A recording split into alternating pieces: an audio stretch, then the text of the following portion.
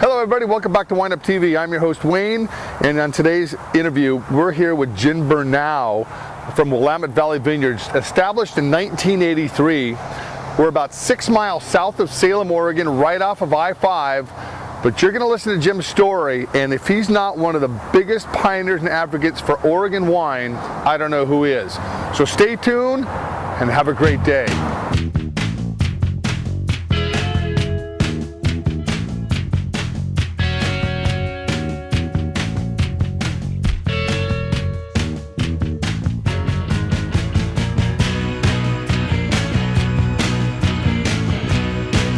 Hey everybody, what an exciting day. I'm here with Jim Bernau from Willamette Valley Vineyards, a visionary and somebody at a young age who was turned on to the thought of fermentation, and the whole story that he's going to tell is fascinating. And Jim, thank you first of all for taking the time. You're a busy guy, and I'd have to say that out of all the people I've met to promote Oregon wines, you are relentless in your efforts and energies. Well, thank you. It's today it's a great time in our industry right now because we are fermenting. So all of us are very busy with our fermenters. But it's great to have you come down and visit us here at the winery and see what we're doing. A fantastic winery. Guys, this place, over the years, he has built this little mini empire, and the cool and humbling thing with Jim is he still lives in a double wide mobile home on top of the property, and I think that's awesome. Who wouldn't think that's awesome? Your humble beginnings back in '83. It was an improvement, though. It used to be a single wide. It's a single. Yeah. I like that. I hope it still has the avocado green appliances and the brown shag carpet. That'd be Austin Powers cool. I did replace that. Did you? Darn.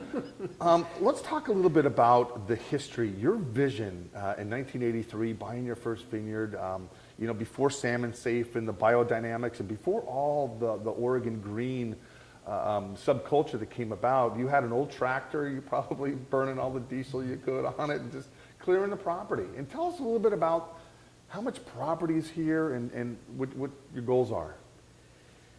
Well, when I started, the industry was very young.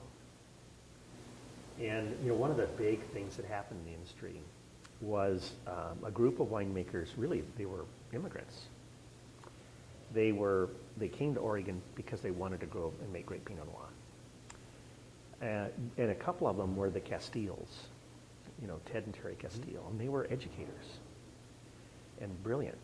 And they thought we needed to improve the materials, and so they helped guide the creation of the Oregon Grape Growers Guide. I don't know if you remember that. I don't remember that. It was one of the most important tools that helped build our industry. And I remember laying that book. It wasn't really a book, but it was kind of a big pamphlet. I remember laying it down on the ground and looking at the drawings in the book, and then looking at my vine and saying, okay, now how am I going to prune this? I mean, when I started, Susan Sokolblosser helped me lay out the rows. Okay. And provided me with some of my very first plants, and so did the Castilles of Bethel Heights. And then Dan Duché and his brother. Now Dan Duché started Freedom Hill Vineyard. They helped me plant the vines behind a Christmas tree planter, because that's all we had. Yeah. And that's all we knew. So when we started, it was a very young industry. And boy, has it changed over that time. It has changed. And I think, with all due respect, you have been an integral part of making the changes necessary that paved the road for all the other visionaries behind you with all your, he was a lobbyist back in the day. You would change some of the laws. You would increase the tax for grapes to fund this little thing. And you started the Oregon Wine Board, which I think has kind of fizzled out over the last couple of years, unfortunately. But I think it'll kind of regroup. It will. And come to the prominence it should be today. Tell us a little bit about that. Well, when the industry started, it really didn't have any fabric in which to build itself. And that's public policy. We didn't have any public policy to build an industry. And so years ago, I was a very young lobbyist. And one of my members was Richard Summer. Now, I knew Richard Summer for years, because he hired my dad years ago to help him license his winery when I was very young.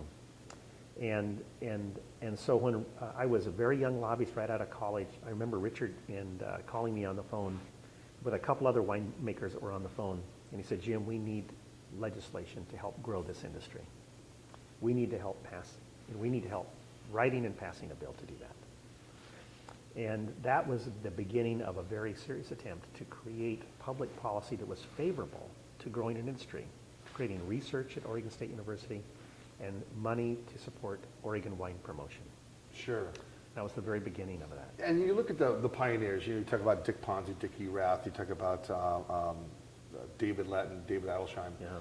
and others as well. And it seems like they all went to school at UC Davis, moved up here, we thought they were crazy, a bunch of naysayers, and then in the mid-'80s, when you were doing all this stuff, you must have had a lot of influence. They must have had a lot of influence on your life as well. Oh, absolutely. I was really very young. I was really, I followed them into the industry. And the one thing that I could contribute was my contacts with legislators and my knowledge of the legislative and administrative or governmental processes. And so that's what I contributed to helping them grow an industry. And so now we have a very robust program at Oregon State University. We have a great, I think a great organization has a lot of potential. The Oregon Wine Board can do a lot. They've had a leadership change and they're now trying to find a new leader. Mm-hmm. And I'm hoping they find somebody who's a really dynamic leader. I hope they find somebody, as their national search goes out, that's right here that knows Oregon, that's from Oregon, that has grown up around Oregon and the growth of Oregon vineyards. They've had a little trouble with that as of late. I mean, yeah. Ted Farthing, I think, built a great Oregon Wine Board as an executive director, and he created a tremendous staff that was very loyal to the industry and to him. And then they went through some changes, and now they're looking for another leader. Yeah. So I'm hopeful. Yeah, I am too. We need direction, and the one thing I can say though is that our president of our industry, Sam Tannehill, he's the best president I've ever had a chance to work with. He works his ass off. I mean, he came down to the legislature this past session to help with industry issues more than any president for wine growers has ever done or ever contributed to. And I've always wondered how he was able to do that, to make that sacrifice, because he's a winemaker. He makes wine at A to Z and at Rex Hill. And so we had a lot accomplished this last legislative session, in large part because of his leadership. I think that's awesome. I also got a link, Dyson DeMara, who owns Hillcrest, founded by Jay Summers. He was at the legislature. He finally got the it's on the record books now, the first planted vineyards by Jay, which I think is wonderful. Well, Richard was a remarkable visionary, and he was also a really eclectic, fellow. I remember when I went down there back in 1981, he put on a seminar about how to grow wine grapes because he wanted to help foster the industry. And I remember that he went over and he chewed on one of the canes on his vine to get an idea of what he thought the vine was doing and what he thought the fruit might turn out to be. And that was a little unusual. So he was an unusual guy. But isn't that how, I worked at Mondavi for a while in the mid-'90s. Isn't that kind of like the old Italian proverb? They used to go out to the vineyards, they used to chew on the skins and the seeds, say, okay, it's time to harvest. Everybody, let's go, we're going to harvest tomorrow. Well, no, we all do that, but I was surprised that he chewed on the cane. Maybe need a little roughage in his diet, I don't know. No, but it was he's just fascinating. He was an amazing guy. And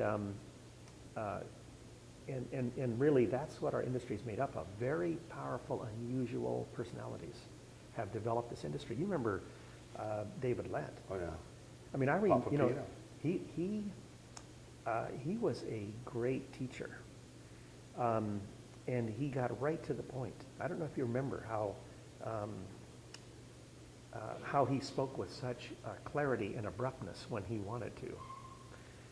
He didn't have a lot of patience for the political process, but he was very helpful to me in me learning kind of where the dead bodies were buried as I worked on legislation for the industry. Okay, then you flash forward that to 1989. You're the first one, basically, to put an IPO together and say, okay, well, I don't have a lot of money, but if everybody kind of came together, I could probably do what I want to do, what I envision. Well, the industry, it's developed in different ways, but it takes money to do this, as you know, because when you're making a product that has a turnover period of 400 and some days, it takes a lot of capital to make that product. I mean, it's not like running a restaurant where you can buy your supplies every week, Sure. or maybe every other day. In a winery, your turnover rate on your product alone is over 400 days. And then if you're going to grow your grapes, you got to work, years in advance of that, right? Yep. So it takes a lot of capital. And so some of the wineries that were started were very small and started on a shoestring, like Ivory Vineyard. And then took years and years just to grow it to its level now, where Jason David's son leads that. But some wineries, of course, started with a lot of capital, and you've seen those as well. Yep. Well, I wanted to build a world-class winery, but I didn't have any money. I mean, I worked my way through college in a sawmill. But I had an idea, and that was other people shared my dream and would join me. And when I went to research the idea, I found out it was illegal to do. The state government told me, the corporations division said, Jim, your idea of having hundreds of owners of your winery is a great idea because people will drink your product. The problem is you can't raise your capital legally that way. You can only have 35 unqualified investors. In other words, people that are protected by law from promoters. So you could have qualified investors. They said a qualified investor is someone who makes over $250,000 a year and has over $2 million in assets, excluding the value in their home, automobile, and furnishings. Back then. Back then. Holy moly. So I could have all of those I wanted, but I could have only 35 people like you and me, total, and only 10 a year, up to 35. And I said, well, they said, so your idea is not going to work, Jim. And then as I was leaving their office, they said to me, well, I suppose you could do a federal public offering, but nobody's ever done that. There's no way you could do that. Those only get underwritten by stockbrokers. You'd have to be much larger and have earnings to support your trading price. And I said, well, what do you mean? How does this work? So I spent 3 years studying how to do a federal public stock offering. Wow. I took the Series 6, the Series 7, and the Series 63 exams. And I did the very first self-underwritten public offering in the country. I remember that. It was $1,069 for 100 shares, right? It was like that? 1,070. Yeah. Okay, 1,070 for 100 shares. Yeah. And now you have, what, 4,500 people that have been part of your growth and your vision? Is that the number, or right around there? Yeah, when I started, the stock was really, it was like $1.70 a share. Mm-hmm.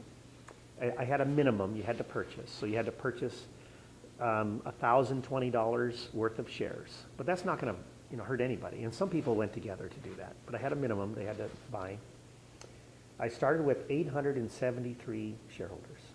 I now have 5,000 shareholders. Wow, that's awesome. And the company's traded on the NASDAQ. And it actually performs well as an investment for people. And so, we're running it like you would a business.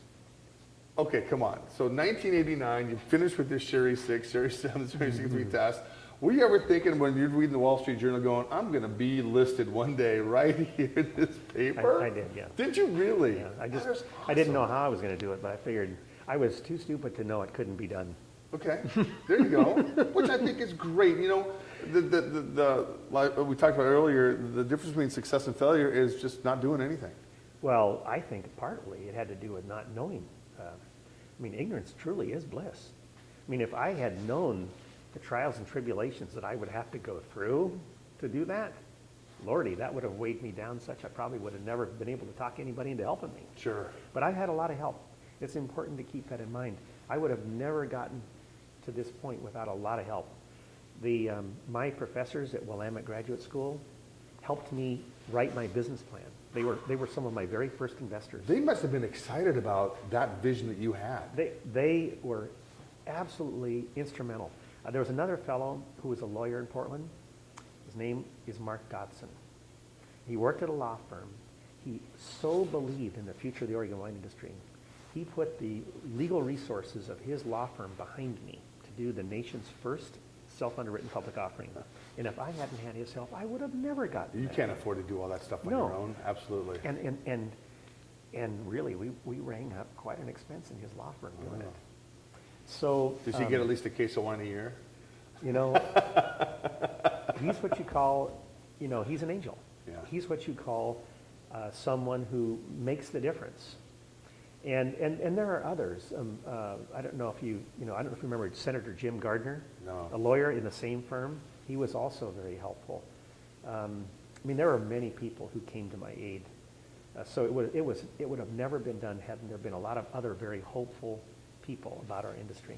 A little comparison. I hate to use this as a comparison, but Robert Mondavi and you. Robert Mondavi was a visionary. He was a winemaker in the beginning. You were a winemaker in the beginning and a visionary, and you've had similar paths because what you're doing is promoting the Willamette Valley. Yes. What Robert Mondavi did was promote the Napa Valley. Yeah. And he did it with his children. I remember Michael, all the stories and the books I've read in the past. It's fascinating to see the parallels that you guys basically have shared, but you're up here. You would be surprised. Michael has been in this room helping me. You'd be amazed. If things as businesses and wineries develop over time, they encounter lots of challenges and issues. And one time, I got way over the tips of my skis. I mean, way over the tips of my skis. It happened in the right way. Bill Fuller wanted to retire. And I remember Bill Fuller. He started Tualatin. He was the first true winemaker to come to Oregon because he was the winemaker at Louis Martini. Sure, and Forest Grove out of all places. Yeah, and he went he chose that because it was a really warm spot because of the Coast Range protects that piece of ground. Well, he told me he wanted to retire, and I thought, oh boy, 83 acres on their own roots of amazing vines. And I borrowed way more money than I should have to buy that. And then I got over the tips of my skis. Well, I needed help kind of navigating what to do, how to recapitalize the company so it wouldn't fall under the weight of all the debt that had been taken on to acquire that vineyard. And Michael Mondavi helped me navigate that. Wow. And he took the time to come here personally to help me. So when you bring up that family name, it means a lot to me. That's great. That's great. I've got the fondest memories of talking with Robert and, of course, Michael, Marsh, and Tim back in the days when I worked at Mondavi. And what a great family. And to be able to know that Michael sat right here in the same tasting room. This was your first original tasting room, wasn't it? Yes. Back in the day. Yeah. Back in the day. Yeah. All right. So just briefly, the winemakers that have been honored to be part of this growth over the years. Just briefly talk about some of the winemakers my very first was a consulting winemaker. And you might remember him, Dr. Robert McRitchie. And he was a winemaker at Sokol Blosser Winery. Okay. And he was an amazing winemaker. And he was one of the winemakers that made some of the internationally award-winning Pinot Noirs that really put Oregon on the wine map. Well, I hired him to help me design the winery and also to help me get started with the first vintage. Now, when I got started with the first vintage, the roof wasn't on this building. And so the only lab we had for Robert was I borrowed my neighbor's fifth wheel, and we pulled it up here by the crush pad, and that's where Robert worked, Dr. McRitchie worked out of that fifth wheel as a lab. Wow. And as an office. And we basically made wine under the stars because we didn't have a roof. That was our first vintage, and I was the only employee. I was it. So I was working until 2 or 3 in the morning, washing out the inside of the press, with a pressure washer with a flashlight, and then back up the next morning to receive grapes, harvest and receive grapes. That's how we started. So it was very modest in our beginning. And my partner, Don Voorhees, an older gentleman who also grew grapes here in the South Salem Hills, he helped work with me to do that crush and to get started. He's passed away now. But that was our very beginnings. And then when our very first winemaker we hired was Dean Cox. And we hired him out of Hannah Winery down in Sonoma. Okay. And he wanted to make great Pinot Noir. So that's why he left California to come to Oregon. And I was lucky to hire him. And he did not only grow into being my winemaker, he grew into being my general manager. I mean, he was the full meal deal, this guy. Yeah. And I remember getting the call from his wife on Sunday morning saying that she couldn't wake him up. We were in the middle of harvest, and with the fermenters going, and so I went over to his home, and he had died in the middle of the night as a result of a heart failure. And then following Dean, Joe Dobbs came immediately to help me.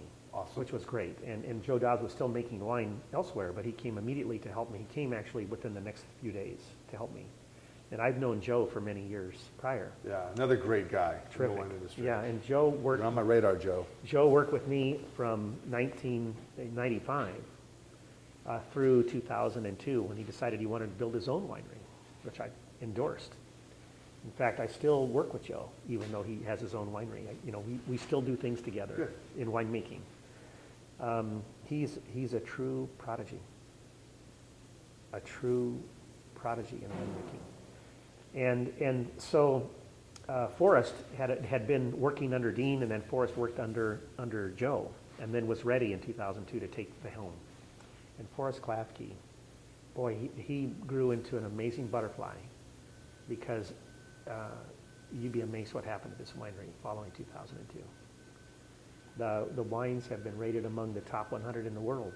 I have noticed they have a little display that pays homage to some of the great vintages you've had. Rachel Ray with the wines, and your wines were placed on Friends, I think it was, yeah. and with Bill Clinton. Yes. What an amazing thing! And just when you start looking at all you've accomplished and all the people who have helped you accomplish this. Well, but I'll tell you one thing, is that every winery, their stories are actually quite similar. The Oregon wine industry is lucky, and it's also kind of uniquely gifted. The Oregon wine industry is viewed, it has a remarkable reputation worldwide. Over the time, in just our lifetimes, Oregon Pinot Noir and other varieties are now rated among the highest quality in the world, and they've been making wine for thousands of years in some parts of the world. We truly live in a remarkably gifted place. And I think we're benefited by these people coming from all over the world. This is another unique thing. We're kind of this unique melting pot of ideas. I mean, we've got the French here. We've got Australians here. We've got Californians here, Washingtonians. I mean, we've got winemakers, from Germany and the Alsace. I mean, people have come from all over the world to make wine in Oregon. And it's that combination of ideas and also tools. Like Robert Drouin brought the 667 and the 777 clones. He knew what was going to work, and then he shared them with us. Yeah. I think one common thread with Oregon winemakers is their ability to communicate with one amongst each other. I mean, it's not like Napa where everything's hidden, everything's secret. It's like, okay, well, this is what I'm dealing with. What are your ideas? What are your thoughts on, and maybe whether it's pushing a vintage this way or that way? And I love that. Well, I'll give you an example of an amazing thing that doesn't exist even in other forms of business. Years ago, a fellow named Stephen Carey, who was at Yamhill Valley Vineyards. But Stephen Carey, he had the idea of having winemakers from all over the world come together to share their ideas. So he started a program called Steamboat. It's held on the wild section of the North Umpqua River where you can't get any cell reception or anything. and winemakers from all over the world come there just before IPNC, the International Pinot Noir Celebration. And they bring their problem Pinots, and they're brown bagged. And so we as winemakers sit in tasting groups and rate these brown bagged Pinots. And then the captain of the tables stands up and, of course, rips the wine to shreds, right? And then the poor winemaker has to stand up and defend the wine, or at least describe what happened in the cellar, what happened in the vineyard. And it's amazing to see some of the best winemakers in the world go through this experience, and to have their colleagues in different, with different accents of English, talking about, well, did you try this? What about that? Did you think of this? Unbelievable. That It's is. an incredible brain trust. What business community in any form of pursuit does that? That was Stephen Carey and Rick Denton. Rick Denton, I don't know if you know from Bend, was one of the guys who put that first together. Very cool. And it's still going strong today. Don Haggy at Beat on Vineyards, he went down to Steamboat. He would never tell me what it was for, but it was... Well, you're not supposed to. Yeah. That's one of the things. One of the rules is you cannot say what happened at Steamboat. There you go. There's no press that's invited. It's all confidential. It's a little pinky promise. And that's right. And of course, they have a lot of fun too. It's like 4 days. And you're basically, camping out, or you're in these small, lodges. You guys are reinventing the Masons. Yeah, pretty soon you're all going to wear necklaces. No, it's not like that at all. With little locomotives on it. No, it's not that at all. All it is that people just are kept to, not discussing. That. I think, like you said, what a great thing to have people do this. Anything else you want to tell me about your future growth, your future plans? And why did you choose Turner, Oregon? This is one of the questions about why Turner? Okay. You're a little bit south of Salem. Okay, here it is. You ready? I'm ready. I got a long answer for you. I hope you don't mind. You can cut that part out. Okay. All right. Remember Richard Summer came up. Sure. Got up to the Roseburg and got up to the Umpqua Valley and thought, okay, I'll grow Pinot Noir here. Next guy to come up, David Lett, and a guy named Corey. Remember those two guys? Yeah. They went to Silverton. Okay. Silverton. They wanted to plant Pinot in Silverton. Well, the place where they wanted to plant, they couldn't get the financing to go through, or the purchase to happen. So David Lett and Corey split up, and Corey went up to Forest Grove, and David Lett went to his second site, his backup, not his preferred, in Dundee, on the Dundee Hills. It's amazing, yeah. Bill Fuller. Bill Fuller came up and said, no, the best place is just north of Forest Grove, right behind that Coast Range, that weather shadow, the Coast Range. And he was right. I mean, this old, pioneer strawberry field was growing there, where you could, it was dry and it was warm in the fall, right? When you're worried about the weather. Bill Fuller was right. And then Dan Duché, Freedom Hill Vineyard, he went over to Dallas, found himself a hill that had 800 feet in elevation. It was on marine sedimentary soil. Some of the best Pinot Noir grown in the world is grown at his vineyard at Freedom Hill. So when we started this industry, we were all over hell because nobody knew where to go. So when I came here, the first thing I noticed was there was an old vineyard not far away. One of the very first vineyards planted in Oregon by a doctor was selling its grapes to Myron Redford of Amity. And Myron Redford was making this killer Pinot Noir out of this fruit. Well, the second thing I noticed was the elevation was perfect, the soils were perfect. And then when I went asking about this property, I ran across the lady who lives at the bottom of the hill. She said, Mr. Bernau, don't buy that land. She said, my relatives farmed that land years ago. They grew plums, and they dried them into prunes so they could ship them to California. And she says, as you went up the hill, the plums got smaller and smaller. And they got less money because they got less weight. And then when they dried them, she said, they called them whiskey prunes. I said, well, why'd they call them whiskey prunes? She said, well, because they tasted, really flavorful, but they couldn't get much money for them because they were small and lightweight. And I knew this could be my place. Sure. This could be a place where I'm going to grow great Pinot Noir. Well, so when the industry got started, we didn't know where to plant. We had no idea. We were just experimenting, right? The reason why the industry is located in Dundee is because of a classic graduate school level business cluster formed there. Yeah. Domaine Druins move in, Archie Sum moved in. Yeah. Yes, the Domaine Yeah. Serene's there, yeah. So if you wanted to find a business reason to locate a vineyard, that's a business reason. Sure. But where is the Holy Grail in the Willamette Valley? Where is it? Have we found it? I think I have. You know, you may have, but it may be under the 100,000 acres that are still plantable. Well, here's it. This is what I'm thinking. I'm not Yeah. saying it's here. Here's what I think. There's a vineyard just in the Eola Hills. You know how the Eola Hills runs north to south? Mm-hmm. And the Eola Hills faces east, just like the Côte d'Or in Burgundy. And it's protected from the wind because of the ridge it's on. And it's got this jory soil, and it's fairly deep basalt soil. And there's a vineyard there called Elton Vineyards. Now, Ken Wright, got fruit from that vineyard. The Castiles from Bethel Heights, Kathy Joseph from Fiddlehead, Aaron Hess from Daedalus. I mean, we're talking a star-studded team. David Adelsheim, Harry Peterson Nedry, all got fruit from this vineyard. So the owner said to me one time, Jim, we'd like to retire. On the lease payments, we'd like you to pay us to farm that vineyard. So I leased that vineyard for 35 years. Holy moly. With an option to buy it. And they're living on the lease payments. And I farmed for Ken Wright and for those folks for years until those contracts came up, finished their term. Now I get all the fruit. So I went to them, the owners of the vineyard, and their family had their mom and dad passed away, and they gave the land to their daughter and their son. Well, the land that's adjacent to this vineyard and wraps around this vineyard, I have purchased and leased.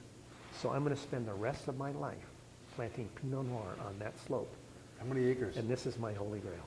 How many acres are you talking about? I bought 80, and I leased from the same owner, the son, another 112 acres. Okay. How exciting is this? I mean, all the things you've accomplished and all the things you've done, now you get to sit back and plant this vineyard and see where it's going to take you the next 30 or 40 years. There won't be much sitting back, actually. Well, yeah, unbelievable. Yeah. I think we're working harder than we ever have, really. Well, but this, and I also believe there could be other sites, and I think the nice thing is there's lots of other winemakers going out and exploring those sites. Mm-hmm. So I'm not saying that I've got the only place. The thing that's neat about Pinot Noir is that it tells a story about where it's grown. And every Pinot Noir from the Willamette Valley and from Oregon is kind of its own story. And it kind of depends on the kind of music you want to listen to, right? Or the kind of food you want to enjoy, or the wine. Pinot Noir from Oregon is a discovery from any particular location. I drink a lot of Oregon Pinot, and it's not ours. I drink ours too. sure. But I'll tell you what, there are some amazing winemakers here in Oregon. There are some amazing winemakers, and the beautiful thing with what Slim and I do is we interview guys and put their story on film. Yeah. And it's always evolving, it's always changing, and the next great wine is always being made somewhere. That's right. And that's the exciting stuff. All right, just briefly, Southern Oregon Fruit, your Griffith brand. Griffin Creek. Griffin Creek brand, only available here at the winery, which I think is great to have a product people have to come back to get only here. And it's a pretty small label, comparatively speaking. Oh yeah, we only make a small, and really, we did that so that, you don't want to get bored, right? Yeah, you can only drink so much Pinot before you want some Cab Francs and Cab Sauvs and So Syrahs. it's fun. It's Yeah. fun. It's fun to play with. It's fun. And there was only like a few barrels of this and a few barrels of that. Sure. Yeah. But I think that's exciting, But your main focus has always been, your passion has always been Oregon Pinot. Yeah. Guys, thanks a lot for watching. I know this was a little long interview, but a pioneer in the making right here. And Jim, thank you so much for taking the time. Thank you. Guys, when we come back, we're going to sit down with another pioneer and get their story. See you later.